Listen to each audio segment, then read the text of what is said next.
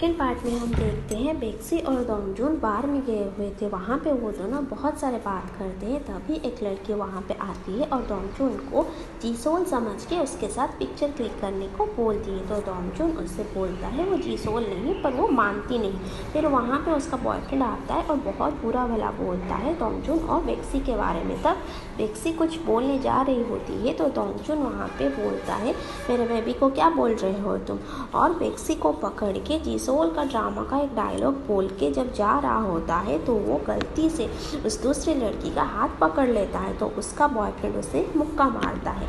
फिर दोंगजून बेक्सी को छोड़ने के लिए घर आता है और तब तक वो दोनों एक दूसरे को थोड़ा बहुत पसंद भी करने लगे थे।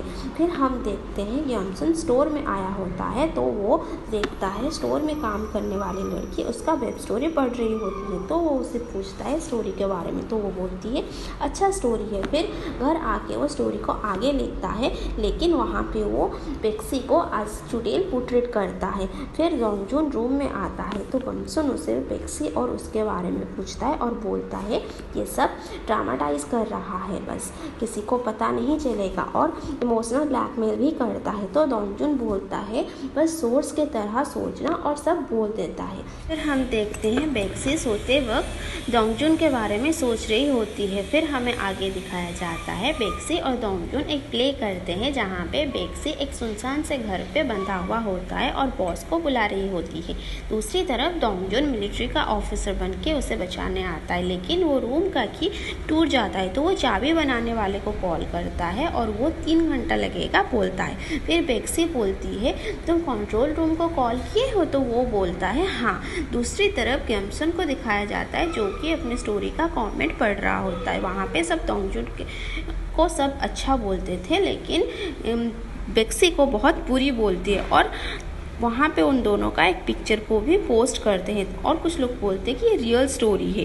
फिर रात हो जाती है और चाबी बनाने वाला भी नहीं आता है तो बेक्सी बोलती है जीसोल का एक ड्रामा ऑन करो, पर दोंगजून को जेलसी फील होता है तो वो बोलता है लोड नहीं हो रहा है, और खुद जिस प्ले का पार्ट है उसका कुछ पार्ट को एक्ट करता है और बोलता है कैसे वो जीसोल से पहले एक्टिंग का स्टार्ट किया होता है। उसे सारे फ्रेंड बोलते थे कि वो फेक जीसोल बन के पैसा कमाए, लेकिन वो राज़ी नहीं होता था। ऐसे बहुत कुछ बोलता है। तभी बेक्सी का मेडिसिन खाने का अलार्म बजता है तो वो देखता है कि बेक्सी का तबीयत ख़राब होने लगी है, तो वो जल्दी से दरवाज़ा को तोड़कर वहाँ पे अंदर जाता है। तभी उसके हाथ में एक चोट लग जाता है। लौटते वक्त दोंगजून बेक्सी को अपने बैग पे उठा के लाता है क्योंकि उसके पैर पर चोट लगी होती है तो वो चल नहीं पाती थी। फिर जब पहुँच जाते हैं उसके घर के पास तो दोंगजून पूछता है तुम ठीक नहीं हो सकती, तो बेक्सी बोलती है स्टीव जॉब्स का भी इसी बीमारी से डेथ हुआ था तो वो क्या कर सकती है। फिर जब दोंगजून जा रहा होता है तो बेक्सी उसका चोट देखती है और उसे रूम में बुलाता है ताकि उसका मरहम पट्टी कर सके। बेक्सी जब ऑइंटमेंट लगा रही होती है तो दोंगजून को पेन हो रहा होता है तो वो बोलती है ज़्यादा कंप्लेन मत करो, और बोलती है मुझे सेव करते टाइम जिस लड़के का चोट लग जाए उसको ऑइंटमेंट लगाने का उसका विश था।